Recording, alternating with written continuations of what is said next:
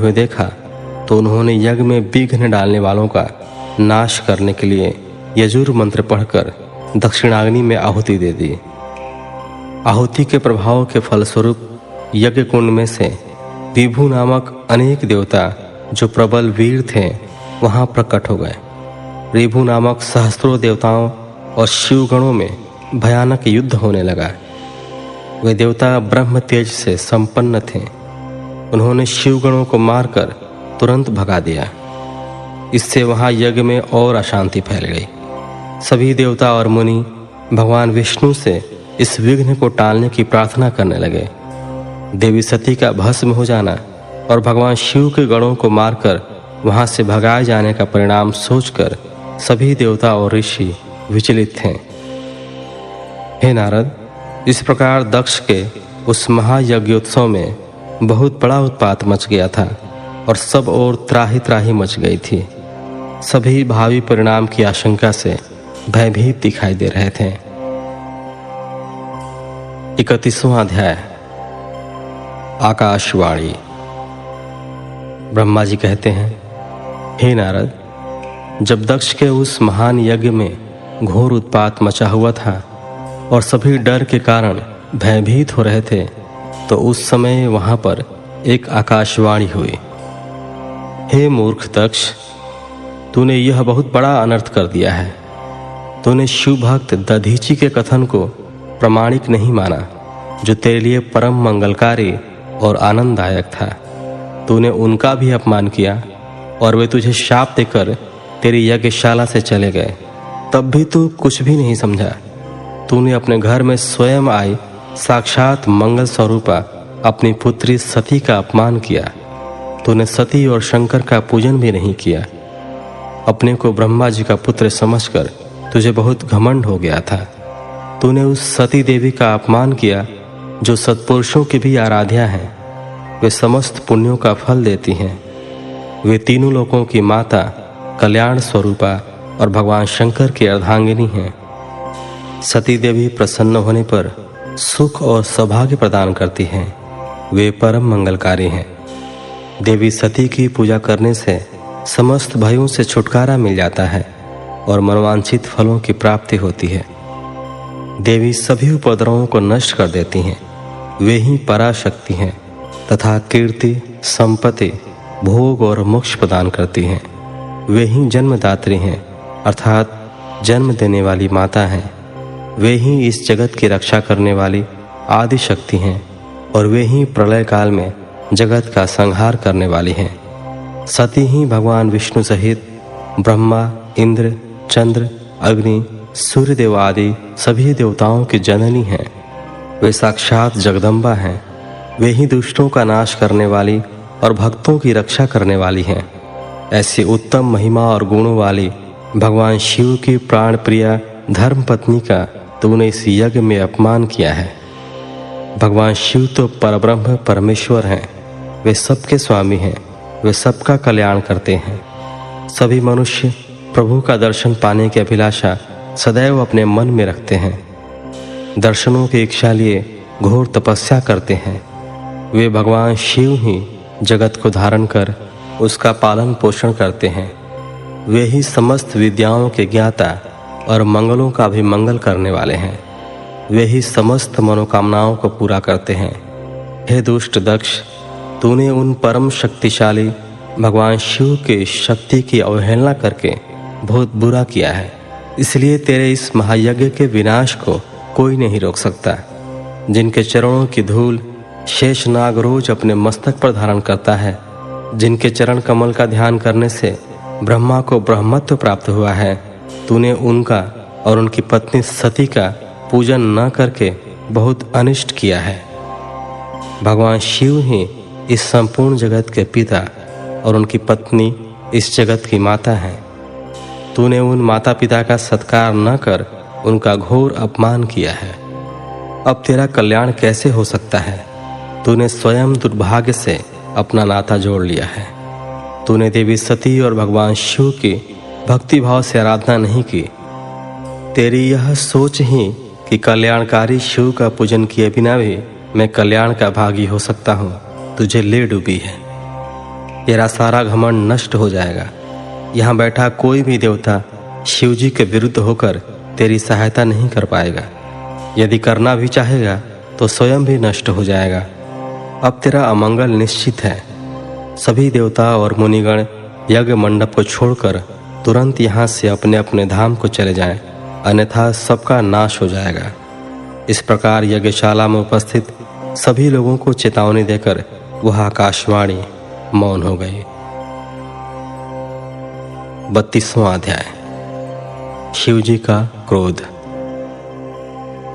ब्रह्मा जी कहते हैं, नारद, उस आकाशवाणी को सुनकर सभी देवता और मुनि आश्चर्य से इधर उधर देखने लगे।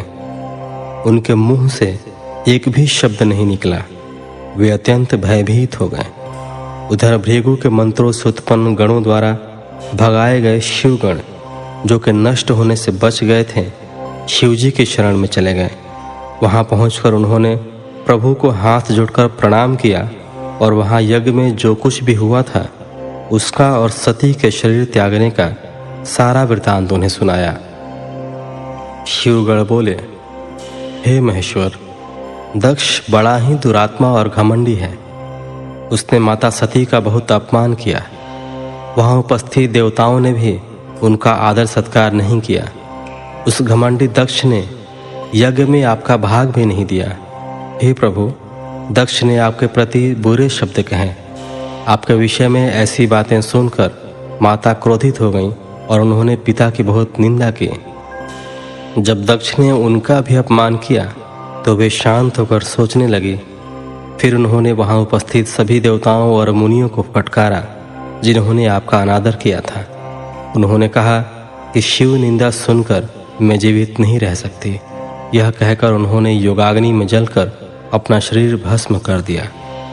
यह देखकर बहुत से पार्षदों ने माता के साथ ही अपने शरीर की आहुति दे दी। तब हम सब शिवगण उस यज्ञ को विध्वंस करने के लिए तेजी से आगे बढ़े, परंतु भृगु ऋषि ने मंत्र द्वारा गणों को उत्पन्न कर हम पर आक्रमण कर दिया। हम में से बहुत से गणों को उन भृगु के गणों ने मार डाला।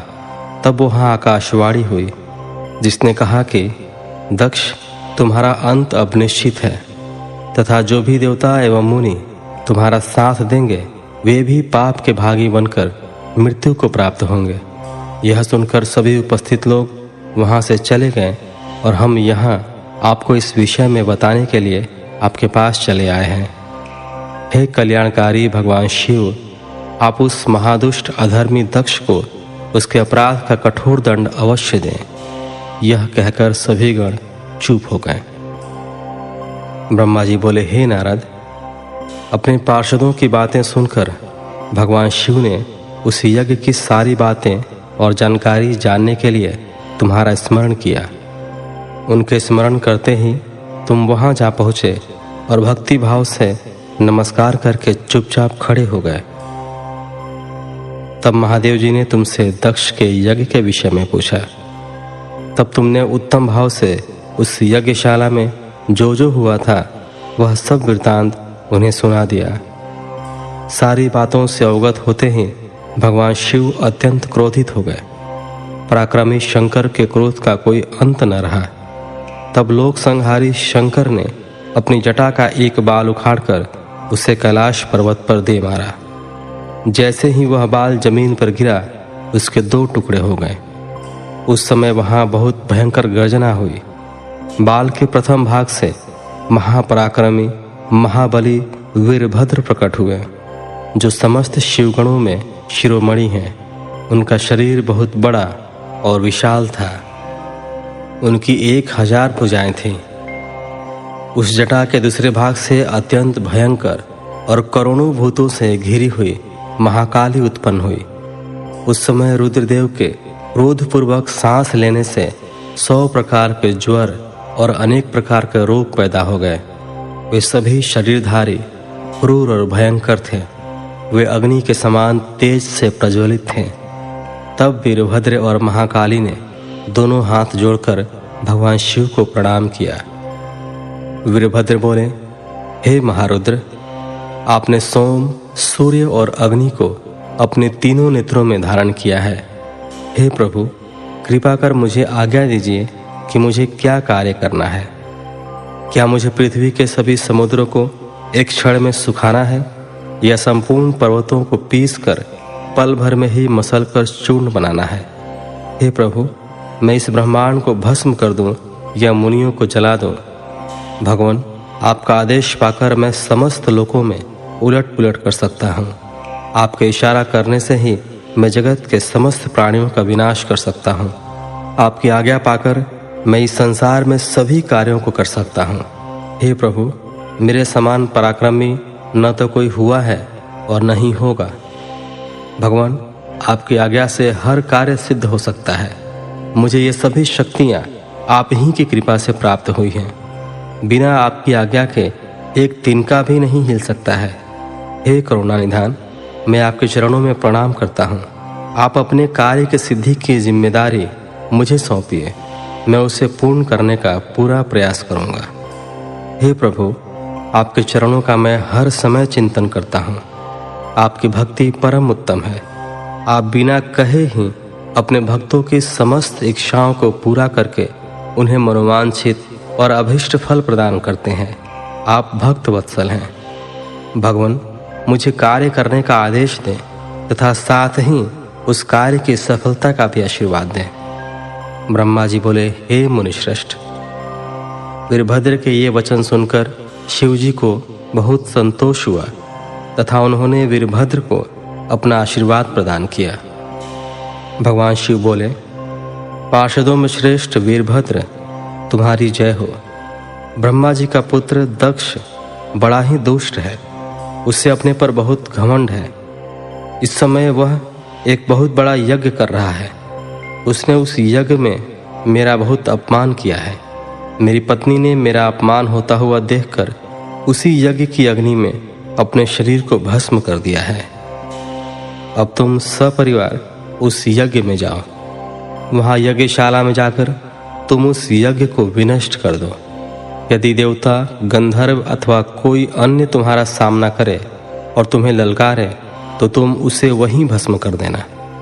दधीची की दी हुई चेतावनी के बाद भी जो देवतागण वहाँ यज्ञ में मौजूद हैं, तुम उन्हें भी भस्म कर देना, क्योंकि वे सभी मुझसे बैर रखते हैं। तुम उन सभी को बंधु बांधवों सहित जलाकर भस्म कर देना। वहाँ कलशों में भरे हुए जल को पी लेना। इस प्रकार वैदिक मर्यादा के पालक भक्तवत्सल करुणानिधान शिव ने क्रोधित होकर वीरभद्र को यज्ञ का विनाश करने का आदेश दिया। 33वां अध्याय। वीरभद्र और महाकाली का यज्ञ की ओर प्रस्थान। ब्रह्मा जी कहते हैं, नारद, महेश्वर के आदेश को आदर पूर्वक सुनकर वीरभद्र ने शिव जी को प्रणाम किया। तत्पश्चात उनसे आज्ञा लेकर वीरभद्र यज्ञशाला की ओर चल दिए। शिव जी ने प्रलय की अग्नि के समान और करोड़ों गणों को उनके साथ भेज दिया। वे अत्यंत तेजस्वी थे। वे सभी वीरगण कौतूहल से वीरभद्र के साथ साथ चल दिए। उसमें हजारों पार्षद वीरभद्र की तरह ही महापराक्रमी और बलशाली थे। बहुत से काल के विकाल भगवान रुद्र के समान थे। वे शिव जी के समान ही शोभा पा रहे थे। तत्पश्चात वीरभद्र शिव जी जैसा वेश धारण कर ऐसे रथ पर चढ़कर चले जो 400 हाथ लंबा था, और इस रथ को 10,000 शेर खींच रहे थे, और बहुत से हाथी, शार्दुल, मगर, मत्स्य उस रथ की रक्षा के लिए आगे आगे चल रहे थे। काली, कात्यायनी, ईशानी, चामुंडा, मुंडमर्दिनी, भद्रकाली, भद्रा, त्वरिता और वैष्णवी नामक 9 दुर्गाओं ने भी भूतों पिशाचों के साथ दक्ष के यज्ञ का विनाश करने के लिए उस ओर प्रस्थान किया। डाकिनी, शाकिनी, भूत, पिशाच, प्रमथ, गुह्यक, कुष्मांड, परपट, चटक, ब्रह्म राक्षस, भैरव तथा क्षेत्रपाल आदि सभी वीरगण भगवान शिव की आज्ञा पाकर शंकर के 64,000 करोड़ गणों की सेना लेकर चल दिए। उस समय भेरियों की गंभीर ध्वनि होने लगी। अनेकों प्रकार के शंख चारों दिशाओं में बजने लगे। उस समय जटाहर, मुखों तथा श्रृंगों के अनेक प्रकार के शब्द हुए। भिन्न भिन्न प्रकार की सींगें बजने लगी। महामुनि नारद, उस समय वीरभद्र की उस यात्रा में करोड़ों सैनिक, शिवगण एवं भूत पिशाच शामिल थे। इसी प्रकार महाकाली की सेना भी शोभा पा रही थी। इस प्रकार वीरभद्र और महाकाली दोनों की विशाल सेनाएं उस दक्ष के यज्ञ का विनाश करने के लिए गाजे बाजे के साथ आगे बढ़ने लगीं। उस समय अनेक शुभ शगुन होने लगे। 34वां अध्याय। यज्ञ मंडप में भय और विष्णु से जीवन रक्षा की प्रार्थना। ब्रह्मा जी बोले, हे नारद, जब वीरभद्र और महाकाली की विशाल चतुरांगड़ी सेना अत्यंत तीव्र गति से दक्ष के यज्ञ की ओर बढ़ी तो यज्ञोत्सव में अनेक प्रकार के अपशकुन होने लगे। वीरभद्र के चलते ही यज्ञ में विध्वंस की सूचना देने वाला उत्पात होने लगा।